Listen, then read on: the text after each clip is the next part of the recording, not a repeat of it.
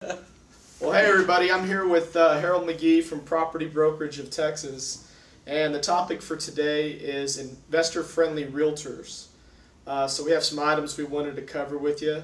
You want to introduce yourself, Harold? Hi everyone, my name is Harold McGee. I'm an agent and partner with Property Brokerage of Texas.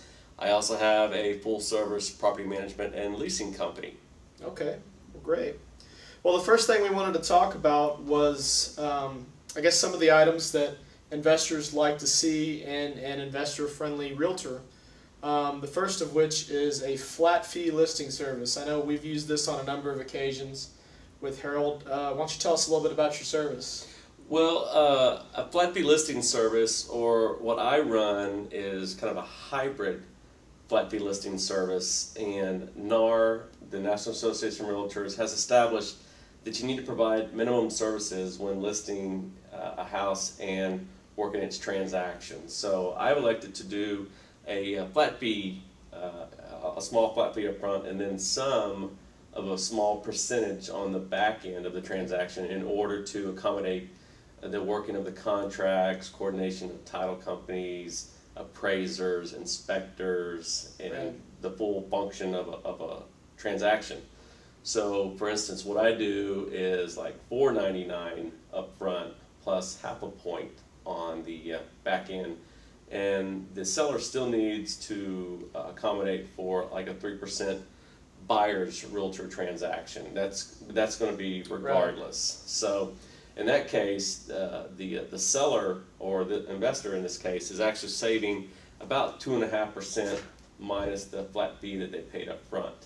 So on a lot of houses, you know, that's significant money. That's $3,000–4,000 that they get to save on the back end, and they still get all of a full service listing of a realtor. Yeah, that's generally good for investors, just because a lot of times they tend to know a lot about contracts themselves. Mostly one of the things they need help with is marketing the property, bringing buyers, somebody that can host the open houses and really steer traffic towards the property. So in your experience, has that been one of the major value centers for investors? Yeah, it's been a very popular decision for the investors to utilize. Okay. Absolutely. And you know, another item we have listed here is something you're definitely going to want in an investor-friendly realtor is somebody with local knowledge. Can you tell us a little bit more about that, Harold? Well, for instance, I'm born and raised in Austin, Texas, so I know it very well. But for an investor, specifically investors who don't live around this area, they depend on agents who know every little pocket of the city. Where's the better parts to invest in? Where's the better appreciation rates? Where are some of the areas? If it's a buy and hold, where do some of the better tenant areas arise from? Professional, young adult, students, you know, to just the working class. So it's very crucial depending on what their investment philosophy is going to be. Right.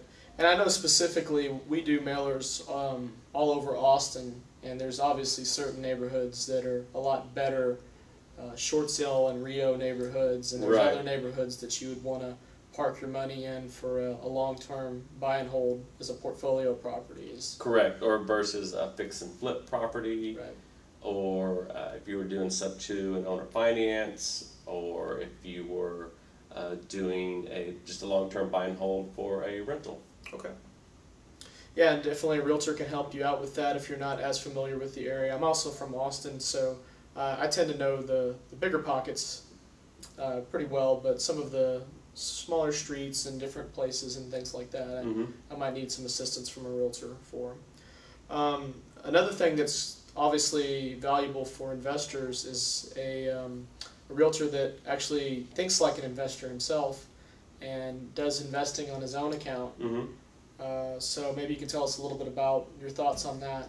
Well, to be successful for investors, you really have to know about the investing itself, whether it's a return on your investment, it's a cap rate if it's going to be a buy and hold as a lease property, be able to compute cash on cash, expenses, what type of expenses will arise, even cost of knowing how much something is to fix.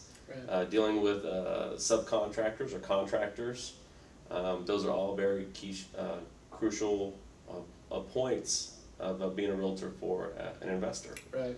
So in other words, somebody that thinks like an investor and does investing on their own account as opposed to somebody that primarily derives all of their income from brokerage commissions. Right. Right. Okay. And, you know, I guess as real estate investors, we're involved in a lot of rather creative strategies. In fact, I've got some war stories I could tell everybody about the property we have in Georgetown right now. So do you think it benefits investors for somebody that knows all of those different creative strategies to be able to buy and dispose of property as opposed to somebody who just tries to fit things in the nice little box? Well, it's not only beneficial, but it's crucial. Right.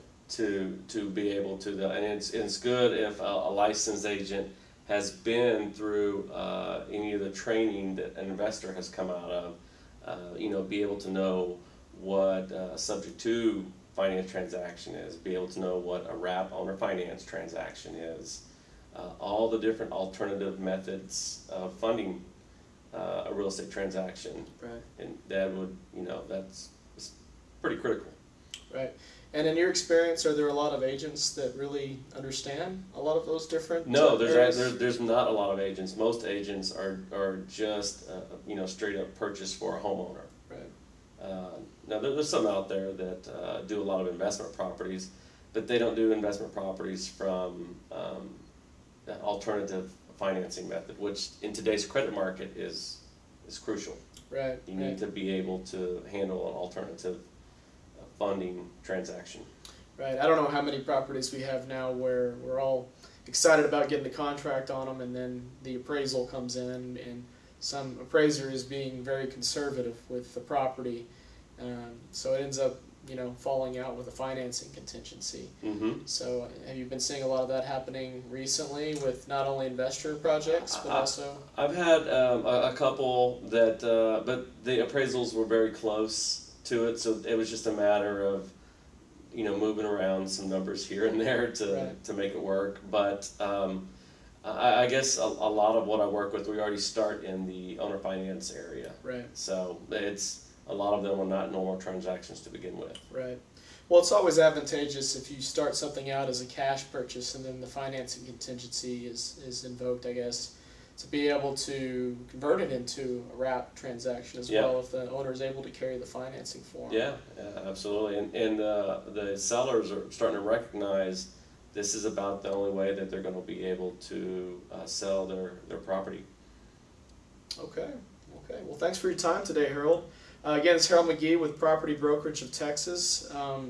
Harold, do you want to give your contact information out? Harold McGee, my phone number is 512-626-6470, and my email is Harold, HAROLD, at PBOTX.com. Okay, well, thanks everybody. I'm Bryan Hancock, and again, this is Harold McGee, and get in touch with him if you need an investor-friendly realtor in Austin.